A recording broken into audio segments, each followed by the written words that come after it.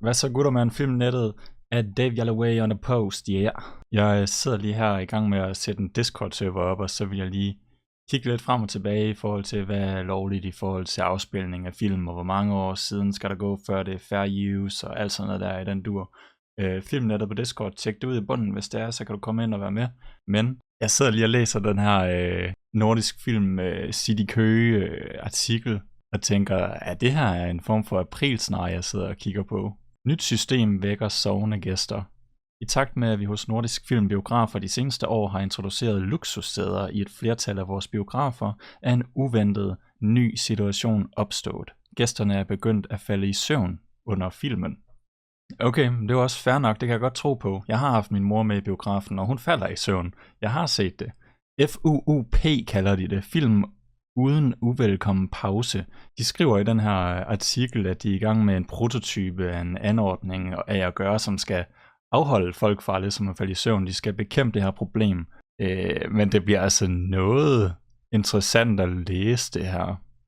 Der står, at de simpelthen implementerer de her, eller monterer nogle pulsmålere i henholdsvis den bløde nakkestøtte og i de brede armlæn, hvor der er rigelig plads til, at målerne kan ligge side om side, uden gæstens puls forstyrrer målingen af sidemandens. Okay, altså det lyder også sådan meget futuristic. Hvad er det her for en løsning? Er vi på vej ud i noget Legoland 4D type shit? Men så læser vi videre. Hvis disse pulsmålere konstaterer, at gæsten er på vej i drømmeland, starter anordningen med at puste afkølet luft i nakken på vedkommende. Og hvis dette ikke virker, går den videre til fase 2, hvor 2 indbyggede stempler skubber til gæsten i området omkring nyrerne. What? Det er det, der får mig til at tænke, at det her er en aprilsnar, fordi man kan da ikke lave et sæde, der er designet til at skubbe folk nær nyrerne. Det kommer i hvert fald an på, med hvilken slagkraft, der ligger her i. Men det var altså fase 2. Hvis det ikke virker, så går man videre til fase 3. I tredje fase er der nemlig ingen kære mor. Systemet rejser simpelthen sædet op i oprejst position og yderligere 10 grader frem. Den naturlige muskelrefleks, der sikrer, at gæsten ikke falder forover, sætter ind, og så er man vågen med garanti.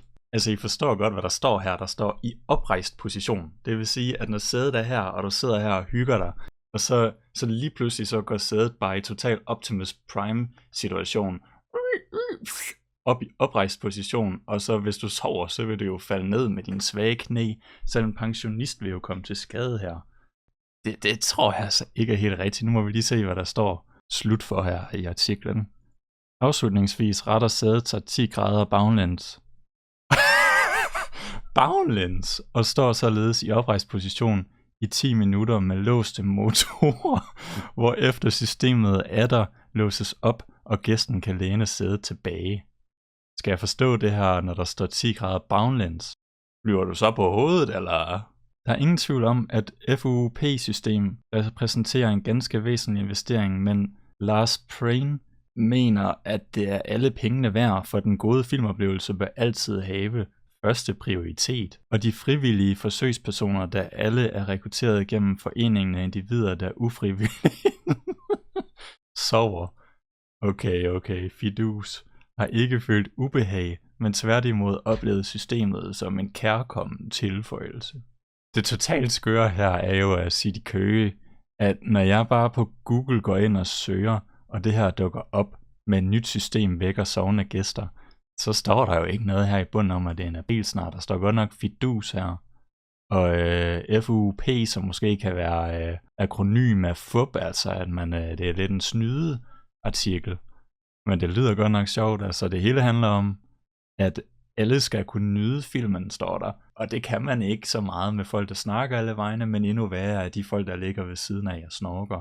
Kan man måske ikke prikke til vedkommende, eller har man så stor sympati, at man tænker, at de skal bare sove videre. Nyt system vækker sovende gæster. Nordisk Film, biografer, City Køge, du har gjort det igen. Tak skal vi have. Det var altså en latterfremkaldende artikel, der lige fik givet mig lyst til at filme det her første indslag på kanalen. Velkommen til kanalen. Her kommer vi til at lave filmanmeldelser, vi kommer til at dykke ned i tingene, vi kommer til at se på karakterudvikling, hvad der egentlig foregår, POV's af forskellige antagonister osv. i film og serier. Det kommer til at være løbende. Det kommer til at være et lille hobbyprojekt, så det kommer ikke til at gå stærkt fra start eller noget som helst. Lige nu står jeg i en lidt stressfyldt situation med et speciale projekt, jeg har hængende på mine skuldre, men ja, den her artikel gav mig lige lyst til lige at sige goddag. Dave Jallaway, Filmnettet, værsgo mand. Kom ind på Discord, ja.